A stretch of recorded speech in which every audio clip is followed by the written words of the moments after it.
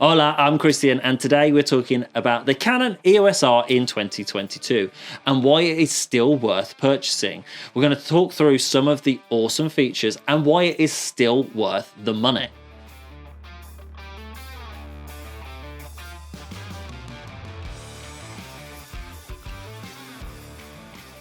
Number one, you can pick up a Canon EOS R for around £1,000 in good used condition. This is the same sort of money as what you would purchase a Canon R10 for, but this has some features the R10 doesn't have. Number two, the EOS R has Canon Log. Now, it comes in at the same sort of money used as something like a new R10, which doesn't have Canon Log. This has Canon Log 8-bit built into the body, so 8-bit is 420, and you can also do clean HDMI out to record Canon Log in 10-bit 422. That's pretty cool if you're looking to start making videos or documentaries, or if you want to push your video skills a little bit further. Log will do that in ways that some of the other features of cameras of £1,000 won't be able to. I'd rather have Log than high frame rates. Number three, the Canon EOS R takes the Canon LPE6N batteries. Now, this is a slightly newer variant of the batteries, but it still works with the older LPE6, which have been around a long time, and quite a few Canon cameras use these. You can pick them up for not loads of money, and the battery life in these are exceptionally good. This is more of a Canon standard, so you'll be able to use this across various different cameras.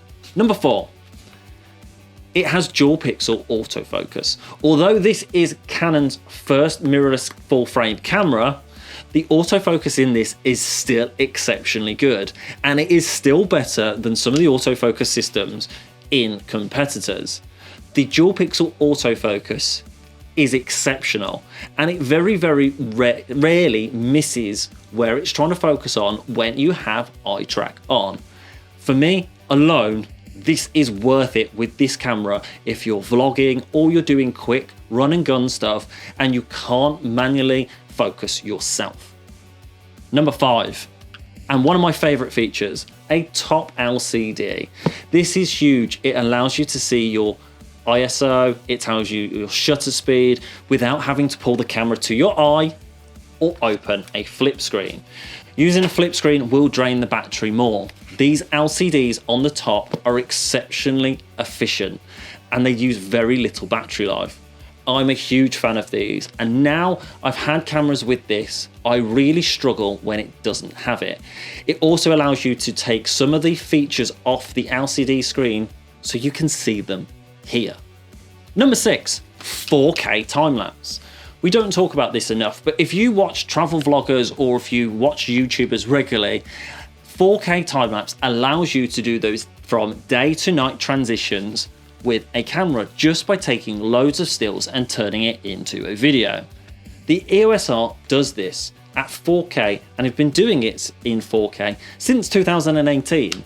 I love this feature, and actually, if you try it, you guys will love it too. Number seven, this is still an awesome hybrid camera, and actually for photographs, it's absolutely incredible. This is still my go-to stills camera. With its 33.3 million megapixel full frame sensor, this takes absolute bangers. And you can blow these up to huge sizes. Now, this alone as a still camera is pretty hard to beat. For a camera under £1,000 or around £1,000, you'd be hard pushed to find a camera as good as this for still photography. Number eight, just the pure amount of RF glass available. Now, because this is a full frame camera, you get full compatibility with the glass. You don't get any crop, and it was all designed around this camera. This is the one that started it all with RF glass. So older RF glass and current glass that will come out, this camera will still be compatible with. That alone is worth the money. The glass is what will hold the value, but that glass is better than it's ever been. And this camera takes it without an adapter. Number 9, 4K video. Yes, we all know the Canon EOS R has a crop on 4K. Whoop, it's not new news. But if you compare it with comparable cameras, the Canon R10 at £1,000, that also has a crop. Yes, it's an APS-C and it has a crop of 1.6, but that is a crop sensor. You have the full frame capabilities with this at 1080. The 1080 on this is pretty banging, I'm not gonna lie. But you also have the ability to have 4K. Yes, it's a 1.7 rather than a 1.6 crop, but it still does 4K the same as the entry level cameras like a 90D or a R10. But you can use this also as a full frame camera. For me, that's worth the money compared to something like an R10 or a 90D. And yes, I know the comments are going to say, but the 90D and the R10 have 120. I'm going to say something that's controversial here. There is no need for 120. It is not cinematic. If you rely on 120, you will be a worse filmmaker for it. I'm about to get killed in the comments, I'm sure. Number 10. If you are upgrading from a budget camera, this is an awesome place to go. You can buy something like an R6 Mark I, which is £2,200, or a Mark VI or an R6 Mark II, which are like £2,500. These are £1,000 used. And if you buy one new with current offers, you can pick one up for about £1,400, which is less, £1,000 less than a Mark II R6. But the features in this really won't do you any wrong. It's exceptionally good for what it does. Are there other cameras that do more? Are there cameras that have higher frame rates? Are there cameras that oversample? Yes, there are. But the fact that this will get you into full frame RF glass territory without the crop, it's worth every penny.